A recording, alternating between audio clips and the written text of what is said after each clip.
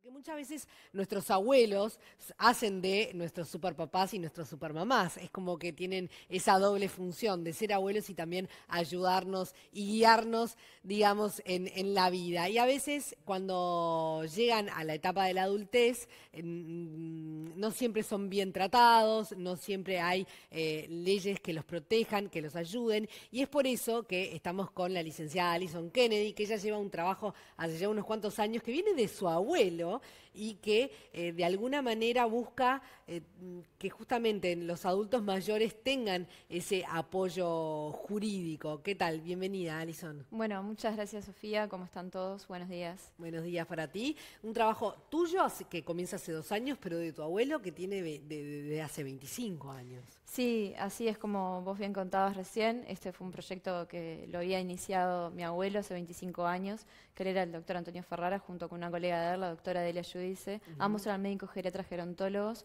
y ellos habían detectado ya diferentes casos de abuso y maltrato en la década de los 90, que pudieron registrar ese primer proyecto bajo los derechos de autor el 9 de septiembre de 1991 y habían detectado varios casos de abuso y maltrato en la sociedad, entonces decidieron tratar de crear un primer cuerpo jurídico en su momento que defendiera los derechos humanos referentes a los adultos mayores.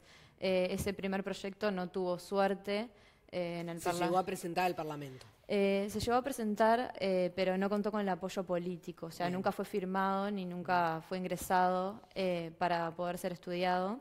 Y bueno, años más tarde entro en contacto con el trabajo que había realizado mi abuelo y también sabiendo que Pero tú sabías de ese trabajo, te enteraste después. ¿Por qué vino ese interés tuyo en reflotar ese trabajo? Mira, sí sabía que mi abuelo había redactado un código, pero la realidad es que no lo tenía conmigo, no contaba con el cuerpo jurídico en sí mismo, o sea, con el trabajo para Sí. poder leerlo, hasta que mi abuela hace 2 años atrás me lo entrega, porque bueno, sabía, yo justo ya le venía comentando de que se estaban viendo las noticias y también siempre es de conocimiento de que hay algún vecino o alguien conocido que está sufriendo algún caso de abandono o bueno, o alguna vulnerabilidad. Sí. Sí, Siempre, porque hay muchas formas, ¿no? lamentablemente, siempre, o sea, está saliendo en los medios, muy común verlo. Sí. Y bueno, y eso fue lo que a mí me motivó tratar de mejorarles la calidad de vida. Ujú. Y ahí te pones en contacto con tu abuelo y con ese código que hizo tu abuelo.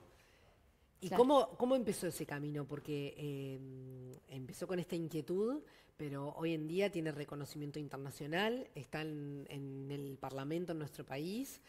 ¿Cómo sigue la historia? Bueno, al principio lo primero que hice fue ir al Mides, tratar de conseguir una reunión o algo. También iba a buscar a los políticos, a los actos políticos. En el camino, bueno, a través de los medios también los citaban a algún debate y ahí iba conociendo, por ejemplo, a los secretarios de los políticos, quienes después me agendaban una reunión. Y bueno, y así fue que ¿Y te fui daban desfilando bola por todos. o te dejaban como medio en stand-by? ¿Cómo percibías vos que ellos te tomaban en cuenta o no esta problemática? Bueno, algunos me recibieron en sus despachos y a los cuales obviamente que les estoy muy agradecida por haberme recibido en sus despachos. Y otros fueron los que realmente me dijeron, más allá de recibirme en sus despachos, los que me dijeron, sí, te voy a apoyar, me interesa la temática y me voy a comprometer contigo para firmarlo ¿Quiénes te apoyaron? y poder ingresarlo.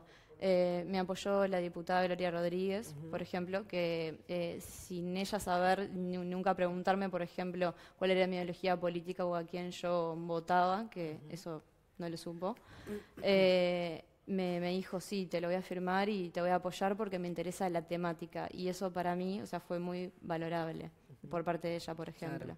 Y después también lo firmaron varios legisladores más, también.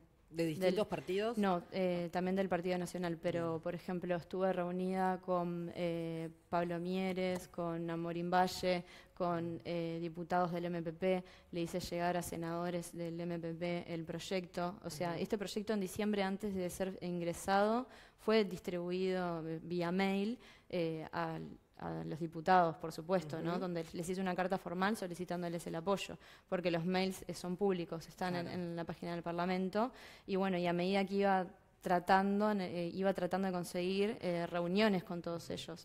La mayor receptividad entonces vino por parte del Partido Nacional, digamos, Sí, por exacto. algunos legisladores del Partido Nacional. Claro, exacto, sí. Bien. Que por suerte, muchas gracias a ellos es que se pudo ingresar al Parlamento. Y en diciembre ingresa al Parlamento Sí. y en las próximas semanas está en agenda. Claro, ingresó a la Comisión de Constitución y Códigos y bueno, esto ingresa el 16 de diciembre a la comisión y actualmente, o sea, el marzo, como vino, bueno, todo el tema de las fiestas, todo, después en marzo es que realmente se empieza como a tener en la lista y tengo entendido que en un par de semanas como que podría llegar a estar dentro de lo que es la agenda para que se empiece a tratar.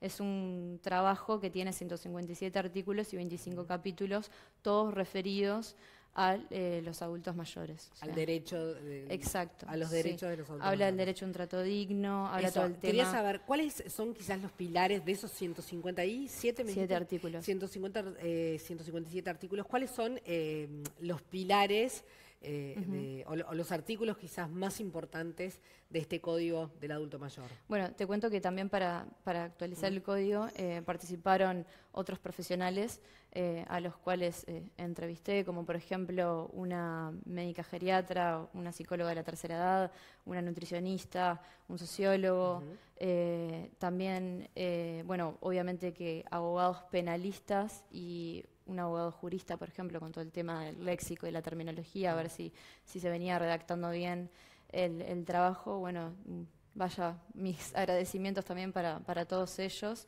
Y bueno, el código, por ejemplo, va a distinguir también lo que es entre la tercera edad y la cuarta edad, por ejemplo. No es lo mismo ser un adulto mayor. Bueno, define básicamente a un adulto mayor como toda aquella persona mayor de 65 años de edad, pero no es lo mismo ser un adulto mayor a los 70 que a los 95. Bien. Entonces va a empezar a definir lo que es la tercera edad y la cuarta edad. También a su vez, bueno, habla todo el tema de un trato digno, de los derechos, los deberes y las garantías de los adultos mayores dentro de la sociedad. Hay un capítulo que habla sobre las penalidades, ¿sí? ¿Cómo sancionar, digamos, un abuso comprobado, digamos, de un adulto mayor? Claro, habla sobre todo el tema del abuso económico, el abuso psicológico, el abuso físico, el tema del abandono, el tema del destrato hacia el adulto mayor, cómo protegerlo en esa materia también.